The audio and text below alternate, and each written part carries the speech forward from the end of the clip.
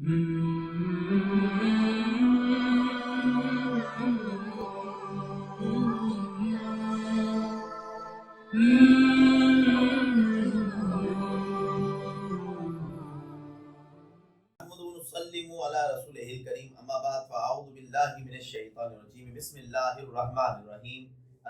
رب العالمین. آپ دیکھ رہے ہیں قرآن مجید فرقان حمید کے اجمالی خلاصوں کے سلسلے میں 24ویں پارے کا اجمالی خلاصہ.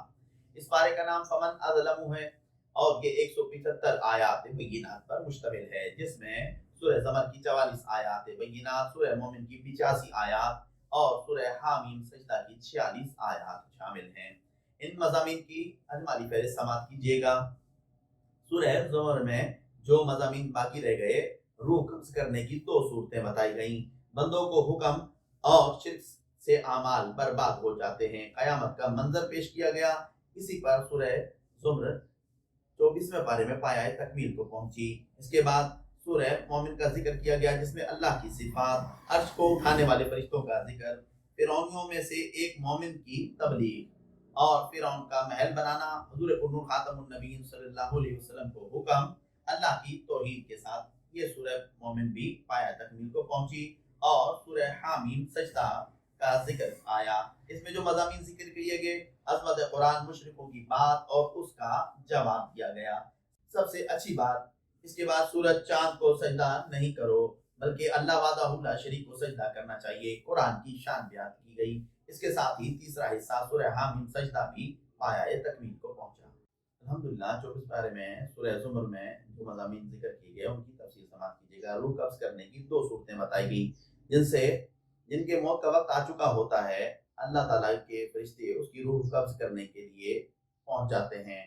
جن کی موت کا وقت نہیں ہوتا، ان کی سوتے وقت روح کا نکالنا اور پھر ان میں واپس لوٹا دیا جانے کا ذکر کیا گیا. بندوں کو حکم دیا گیا کہ گناہگار اللہ کی رحمت سے مایوس نہ ہوں، رب کی طرف رجوع کریں اور اس کی فرما برداری کریں اور عمدہ کلام یعنی محکم آیات کی پیروی کریں.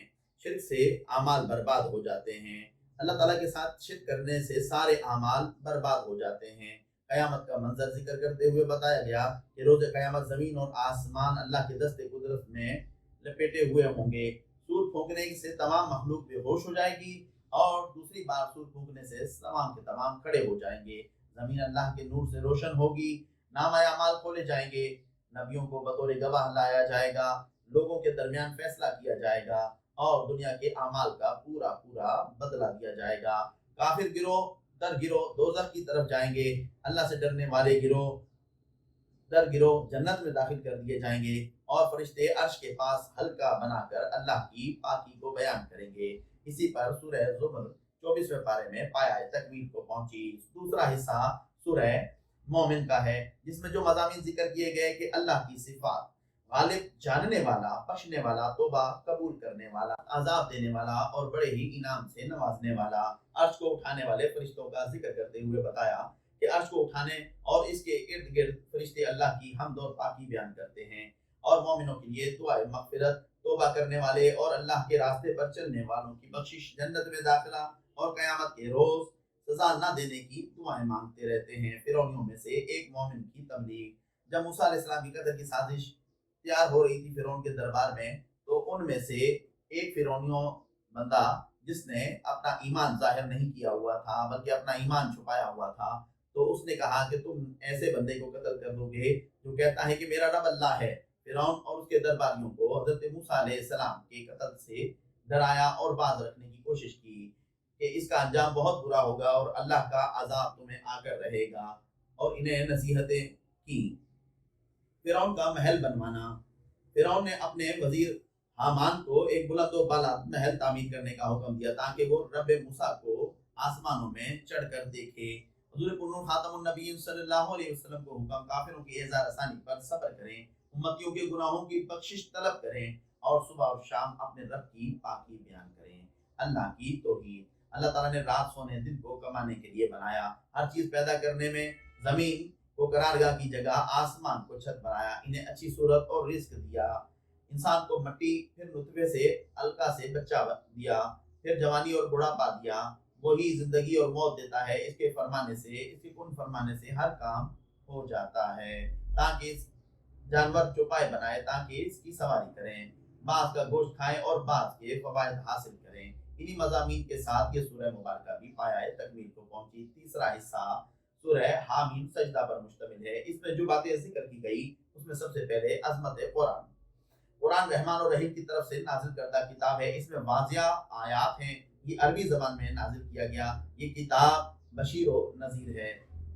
मुशरिकों को इसकी बात का जवाब देना। मुशरिकों ने कहा, जब आप रब की तरफ बुलाते हैं हमारे दिलों पर गुलाफ, कानों में टाट और आपके दरमियान पर्दा है। हम अपना काम और आप अपना काम जारी रखें। इन्हें जवाब दिया कि मैं इंसान ही हूँ, मगर मुझ पर अल्लाह का ये फजल है कि वही आती है। इससे बख्शिश मांगो, क्या तुम उसका इनकार करते हो जिसने जमीन और आसमान को 2 दिनों में पैदा किया, इसमें पहाड़ गाड़े और इसमें बरकत के लिए रोजी रख दी। ये 4 दिन में किए, फिर आसमान की तरफ तवज्जा की, इस वक्त धुआं था, और फिर वो 7 आसमान बनाए, इन्हें सितारों से जीनत बख्शी, फिर तुम्हें कौम आद कौम समूद जैसे अजाब से डराता हूँ।